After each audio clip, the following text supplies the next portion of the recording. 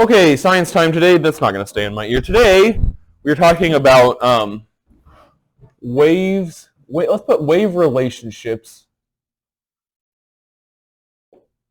Oops, not relationships. I crossed the wrong thing. Relationships. Wave relationships. We're talking about wave media. The first thing that we're going to talk about, this is from your bell work. For a given wave speed, let's draw a wave here. Could this be a transverse wave? Yeah, it could. Could it be a longitudinal wave? Sure, we can represent them both by this diagram, but in this case, we're going to say it's a transverse wave. Not that that really matters for this. For a given wave speed, would be how the distance over which the wave travels in a given amount of time. Remember, we talked about at the beginning of the year how velocity or speed is distance divided by time. It would be the same for the wave. The distance a piece of that wave, maybe this, travels in time. Not the matter. Remember, matter doesn't move from place to place, but the energy, some random point, how fast it's moving. For a given wave speed, if wave speed v remains the same, frequency f and wavelength lambda are inversely proportional. Meaning, the higher the frequency, the lower the wavelength, the shorter the waves get. Basically, a higher frequency, right? Do you see how that diagram's higher frequency? This may be the best diagram I've ever done. A higher frequency means, look, more of them are passing for a certain amount of time, right? And the wavelength got shorter. You see that? This one has a great big wavelength, and this one has a little baby wavelength. This one has a fairly small frequency, and this one has a much higher frequency. Does that make sense? They're inversely proportional. One goes up, the other goes down. I need to switch the view on this so that we can see what's on the board. Conversely, right? Explain this one to me then. So for a given wave speed, we're saying the wave speed stayed the same, v. Does this one have a big wavelength or a little wavelength? What's wavelength? The width from the crest of one to the crest of the other. Big wavelength or small wavelength for this one? This one's got big wavelength. This is big! That's a big wavelength. So is its frequency very large or very small? Very, very small. Very, very small. They're inversely proportional. That's one of the relationships in a wave. That's why this is called wave relationships. Then the second question on your bell work is, as we answer it, is going to be the rest of the lesson.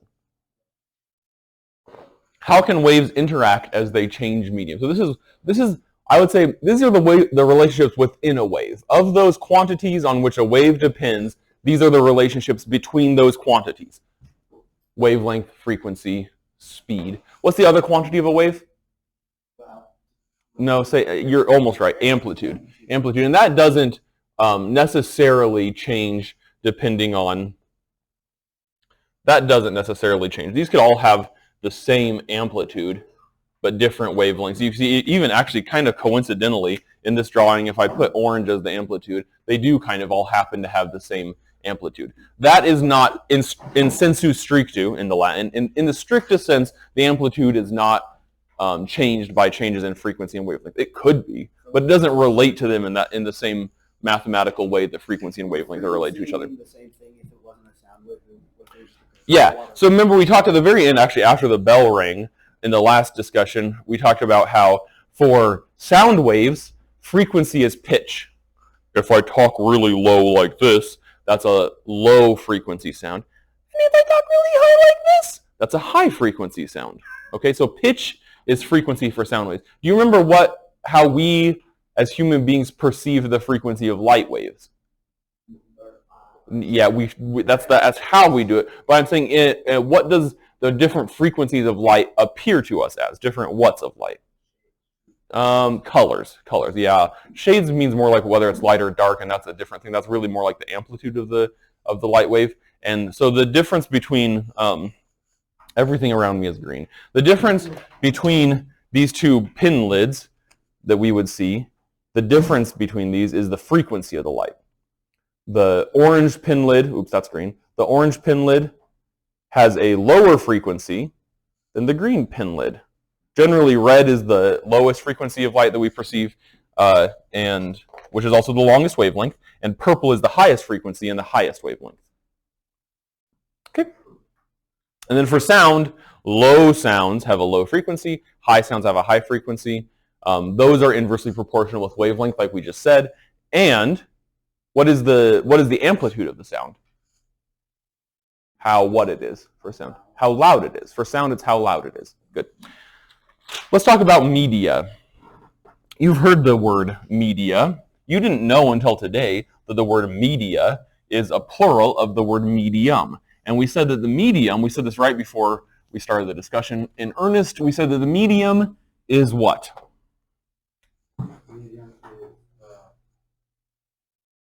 Medium, I'm going to put plural, media.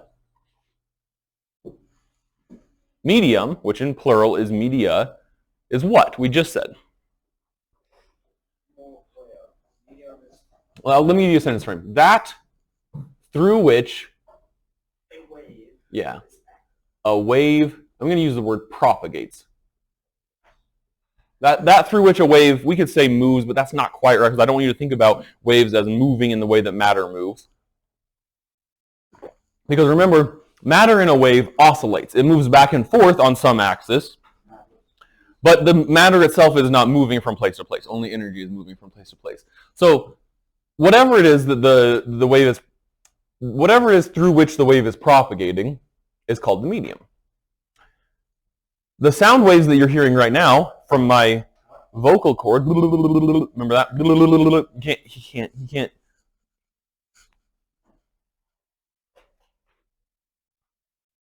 I'm playing a trick because actually I don't know why I did that, in fact. But the sound waves that I'm making are traveling through what medium to get to you?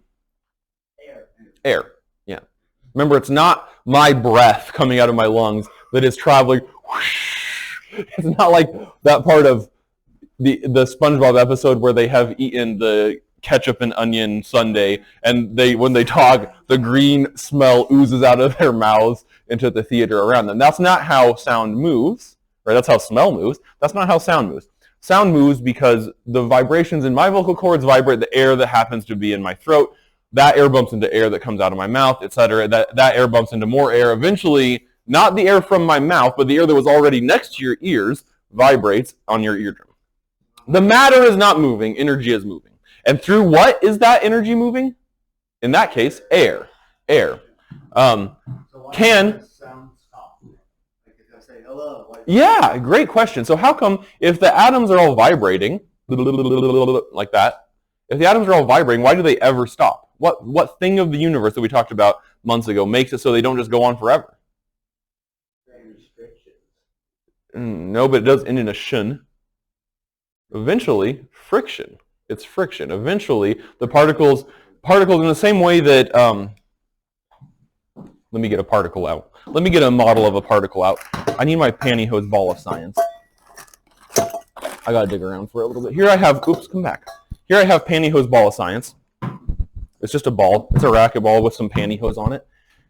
In the same way that this is representing a particle, the pantyhose doesn't represent anything in this case. In the same way, so this is representing a particle. In the same way that the ball does bounce, but eventually stops. The particles, which are kind of like balls, they do bounce off of each other, but eventually, because of friction, they stop. They lose energy to heat. That's what friction is. And so eventually they stop. So the sound, what do we call it when, this is what happens when you throw a ball and it bounces. Almost kill it. It's fine. It's a racquetball. He'll live. That's what happens when the ball bounces. What do we call it when sound bounces? No. You notice it more in empty rooms or rooms without carpet or without people. Echo, yeah. So one thing that can happen with waves is that waves can reflect. We call it that. Waves can reflect. So we're going to list the things that waves can do, wave functions, when changing, I'm not, instead of saying changing, I'm going to say encountering new media. What's the word media mean? It's the plural of the word. It's the plural of the word medium, which is that thing through which a wave propagates. Waves can reflect. We call this, for sound waves, we call it an echo. For light waves, we call it, what happens, what do you see as a reflection of a light wave? Well, we just call it a reflection. You might see a mirror image, although I want you to be aware that's not the only kind of reflection. A mirror image is a planar reflection. It's a reflection that has bounced almost, well, not, I wouldn't say perfectly, but the reason you see that here, if we pretend this is a mirror, this is you. This is you with your spindly legs. What you're seeing is there's some light source, a light bulb or something, emitting light, right? And that light bounces off your face, bounces to the mirror, bounces off the mirror, and back to your eldritch horror eyeballs. The bouncing of that is called a reflection. So there's two kinds of reflections in this. The light from the light bulb is reflecting off of you. That's why you're visible. What happens if we turn the light off? What if there's no light available? Do you see anything? No. And be aware that you don't only see things that emit light, right? I, right now, am not emitting light, not in any appreciable way. Human beings, it's found, do emit some photons, but not generally, or not largely on the frequency that other human beings can see. So if we turn the lights off and shut all the blinds, do it real quick. Hurry. Blinds. I just want to show you, I want to show the video what's going on. So, no, shut all, okay, well, I guess start with that one that was open an inch. And then close the big one. There we go. The camera will have to adjust because of...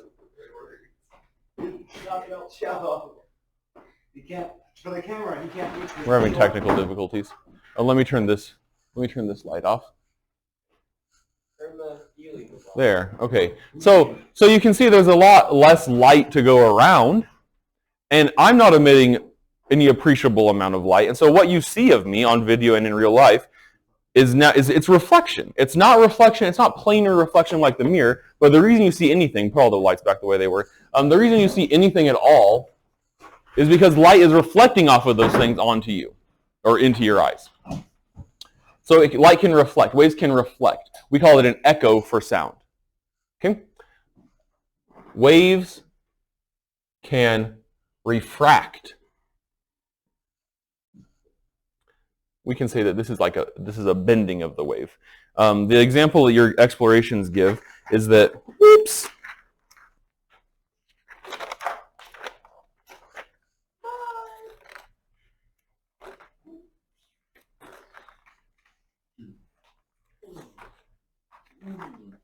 we can, the bending of a light wave is called, or the bending of any wave is called a refraction.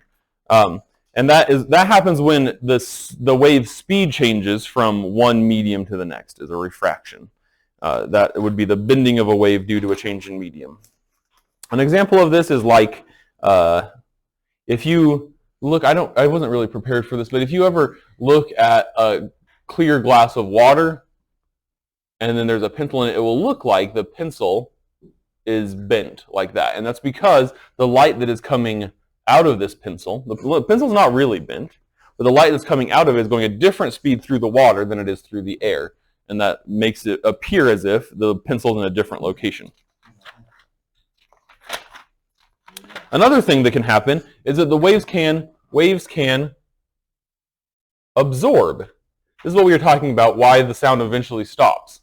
Waves can absorb. They, I guess, I'm going to put approximately, become, I'm going to put that in quotes, heat in atoms. So the wave makes the atoms bounce, and eventually when those atoms stop, the vibration of those atoms is called heat, and that heat is not maybe lost, but it appears to be lost.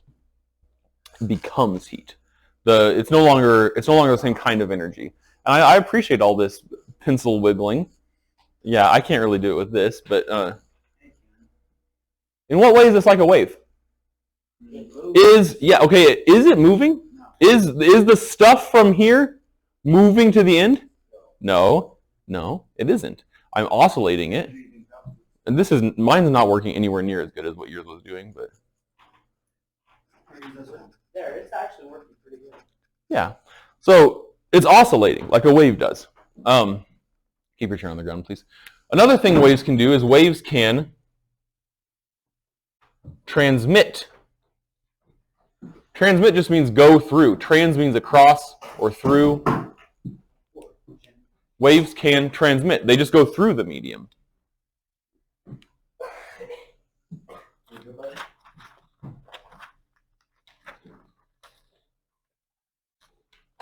And there are different names for the different kinds of materials and what they do. Whether they absorb or transmit it. You've probably heard these words before. Opaque, transparent, and translucent. Have you heard those words before? Let me just remind you that opaque are those materials through which light waves, specifically light waves, and we'll talk about this more in the next lesson. We may not do a discussion because I think we've already kind of touched on most of this stuff.